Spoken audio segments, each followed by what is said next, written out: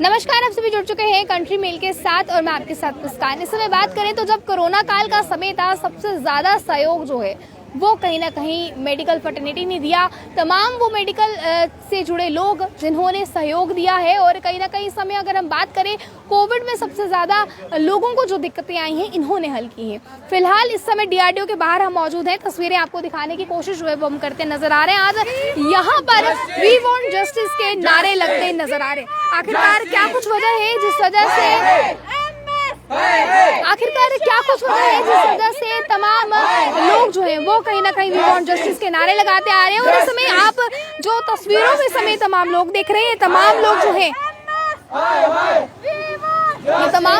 कहीं ना कहीं डीआरडीओ में काम कर चुके हैं। और आखिरकार आज क्या वजह आ गई कि इन तमाम लोगों को बाहर आकर जो है नारे लगाने पड़े, ये भी इनसे जानने की कोशिश करेंगे। इनसे जानने की कोशिश फिलहाल हम करेंगे।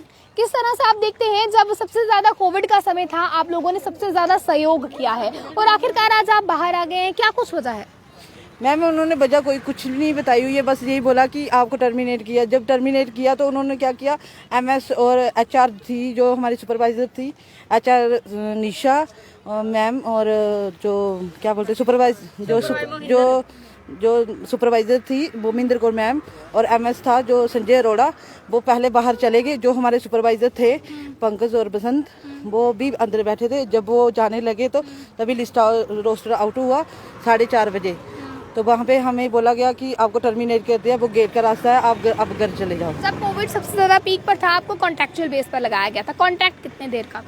3 साल का। तो अभी आपको लगे हुए लगभग 1.5 साल हुआ है। तो आपने पूछा नहीं कि 3 साल का अगर कॉन्ट्रैक्ट है तो पहले क्यों निकाल रहे हैं? मैम उन्होंने पहली न्यूज में बोला कि हम ये जो कॉन्ट्रैक्ट था 3 महीने का था। तो जब उन्होंने बोला 3 महीने का तो हम यही पूछना चाहते 1.5 साल तक हमें यहाँ क्यों रखा है? जब 3 महीने का था तो 1.5 साल हमें यहाँ नहीं रखना चाहिए था। अब बस यही बोलते हैं कि हमें आगे कुछ जवाब नहीं दिया उन्होंने, कोई रिप्लाई नहीं दिया। आपके साथ कितने लोग हैं जिन्हें इस समय बाहर निकाला गया है? 38 लोग हैं, वो तमाम लोग यहाँ मौजूद हैं इस समय। तो आप किस तरह से देखते हैं, अब क्या जो है वो मांग करते हैं, या फिर जो आपके यहाँ पर सीनियर अधिकारी हैं उनसे आपने बातचीत करने की कोशिश की हो कि जो हुआ वो किस तरह का था, या फिर 3 साल का कॉन्ट्रैक्ट है तो पहले कैसे निकाल सकते हैं, ऐसा कुछ बातचीत की? हमने अपने सुपरवाइजर से भी बात करी, हमने उनसे बुलाया, उनको पूछा कि हमें किस बेस पे निकाला गया है, हमसे कोई गलती हुई है या हमारे कोई काम में खराबी है या कुछ भी है। इस तरह से उनको कोई भी जवाब नहीं था। उनका सिर्फ ये था कि हमने कुछ नहीं किया, ये रोस्टर बनाया निशा मैम ने, महेंद्र कौर मैम ने और एमएस सर ने, इन्होंने बनाया, हमें कुछ नहीं पता। जब काम की बारी थी, जब हम पेशेंट के पास जाते थे, जब हमारी ड्यूटीज़ लगती थी, जब हमें सैलरी देनी होती थी, वो काम था हमारे सुपरवाइजर पंकज सर बसंत सर का। तो जब रोस्टर की बारी आई तो फिर वो Nisha ma'am, Mahendra Kaur ma'am, MS sir कैसे बना सकते हैं वो चीज़?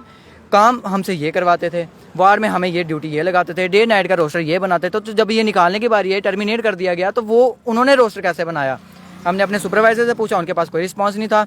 और हमने हायर अथॉरिटी से पूछने की कोशिश की। सैटरडे को वो उन्होंने ये रोस्टर 4 बजे के बाद निकाला, जब वो चले गए। संडे को ऑफ आ गया, आगे मंडे को छुट्टी थी और ट्यूसडे को आज हमें कोई भी देखने के लिए नहीं मिल रहा। एडमिन जहाँ पे सुपरवाइजर हमारे बैठते हैं, Mahendra Kaur ma'am, medical superintendent और हमारी निशा मैम, आज वो पूरा का पूरा खाली है। वहाँ पे हमें कोई भी देखने के लिए नहीं मिल रहा। हम किसके साथ बात करें, किसको जाकर अपील करें, हम कुछ भी समझ नहीं आ रहा है। तो अभी भी खत्म नहीं हुआ है कहीं ना कहीं, और एक बार फिर जो है अगली लहर ने भी दस्तक दे दी है, तो डीआरडीओ की जरूरत तो तब भी पड़ेगी। तो क्या लगता है, न्यू स्टाफ को यहाँ पर अपॉइंट किया गया है आपको निकाल कर, या फिर अब हॉस्पिटल में स्टाफ ही नहीं है? मैम हमारी जगह न्यू स्टाफ को रखा गया है, जिनको 2 महीने हुए हैं, किसी को 1 महीने हुआ है और इवन कि किसी को 4 दिन हुए हैं। इस बारे में आपको इन्फॉर्म किया गया था कि आपको हटाकर न्यू स्टाफ को यहाँ पर इंट्रोड्यूस किया जाएगा? मैम कुछ भी इन्फॉर्म नहीं किया गया था इस बारे में। इवन कि हमें ये दिलासा दिया जाता था कि आप टेंशन किस बात की लेते हो, आप जैसे काम कर रहे हो वैसे ही लगन से काम करते जाओ। हमने आपके लिए बहुत कुछ सोच के रखा हुआ है। हमें समझ आज इस बात की नहीं आ रही है, क्या उन्होंने हमारे लिए ये सोच के रखा था कि जब इस दौरान हम यहाँ पे पहुँचेंगे तो न्यू स्टाफ रख लिया जाएगा, वो गेट के अंदर होगा और हम गेट के बाहर होंगे। क्या उन्होंने हमारे लिए ये सोच के रखा था, हमें ये चीज़ समझ नहीं आ रही। तो अब आप किस तरह से फिलहाल देखते हैं, क्योंकि फिलहाल जो इस समय माहौल बना हुआ है, आप लोग जिस तरह से गेट के बाहर हैं,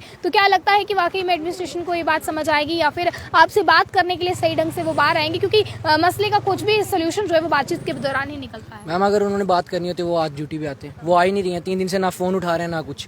और हमने अपने सुपरवाइजर से ये चीज पूछी कि ये सर रोस्टर किसने बनाया। उन्होंने ओपनली बोला महेंद्र कौर मैम और निशा मैम ने बनाया। निशा मैम एज अ फार्मासिस्ट है, उसको एचआर हायर किया और उसके पास ना मैनेजमेंट का डिप्लोमा है, उसको आईसीयू की फुल फॉर्म नहीं आती है। उसके पास अगर मैनेजमेंट का उनको संभालने के लिए दिया, उनके पास 3 साल का डिप्लोमा होना चाहिए, वो नहीं है उनके पास। अगर वो जहाँ तो वो निकाल रहे हैं, अगर जहाँ तो वो सैलरी अपनी पॉकेट से दे रहे हैं, वो सैलरी भी नहीं दे रहे। 5 मंथ हो गया सैलरी आए हुए, आपकी 5 मंथ से सैलरी भी नहीं आई है। वो किस बेस पे निकाल रहे हैं? हमें कोई रीजन दे। ऑन ड्यूटी अटेंडेंस लगाई है, ऑन ड्यूटी कौन टर्मिनेट करता है विदाउट लेटर के?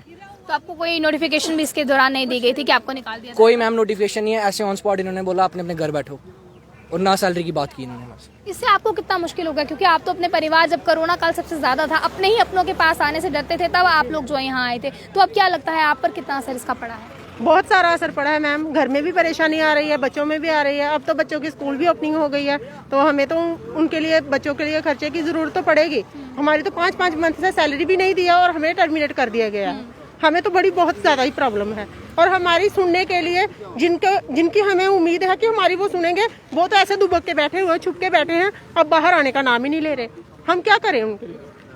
अब तो इस चैनल के माध्यम से हम यही चाहते हैं कि हमारी कोई ना कोई सुनवाई हो जाए। आखिरी उम्मीद किस पर है कि कौन बात सुनेगा? हाँ जी मैम, हमें हमारा हक मारा गया है, नए को लगाया गया है। हमें यही गुजारिश है एलजी साहब से कि हमें अपनी डिप्टी पे फिर बुलाया जाए, क्योंकि हम 1.5 साल से लगे हुए हैं।